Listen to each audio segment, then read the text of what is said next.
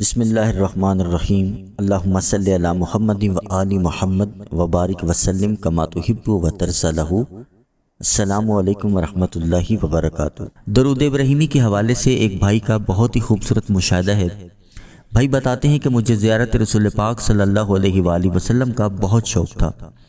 مجھے میرے مرشد نے روزانہ 200 مرتبہ درود شریف پڑھنے کا حکم دیا۔ میں نے محبت، ذوق اور شوق کے ساتھ درود پاک پڑھنا شروع کر دیا اور یہ امید کرتا تھا کہ شاید آج کی رات میرے آقا صلی اللہ علیہ وآلہ وسلم کی مجھے زیارت ہو، اور مسلسل امید کرتا رہتا کہ میرے آقا کریم صلی اللہ علیہ وآلہ وسلم ایک نہ ایک دن ضرور میرے دل کی حسرت پوری فرمائیں گے۔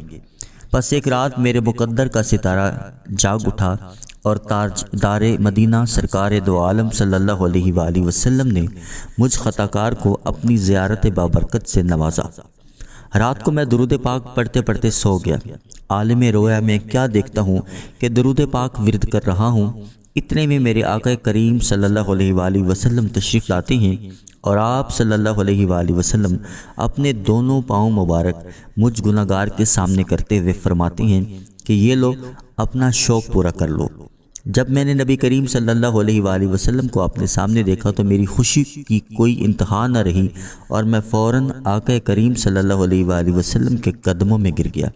جیسے ہی میں نے قدموں کو بوسہ دیا میری آنکھ کھل گئی تو بڑی دیر تک جذب اور مستی کا عالم میرے اوپر طاری رہا۔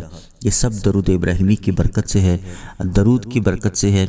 درود پڑھنے والے کو زیارت رسول پاک صلی اللہ علیہ وآلہ وسلم سے ضرور نوازا جاتا ہے، اور درود پاک پڑھنے والے کو دنیا اور آخرت میں کسی چیز کی کمی نہیں رہتی۔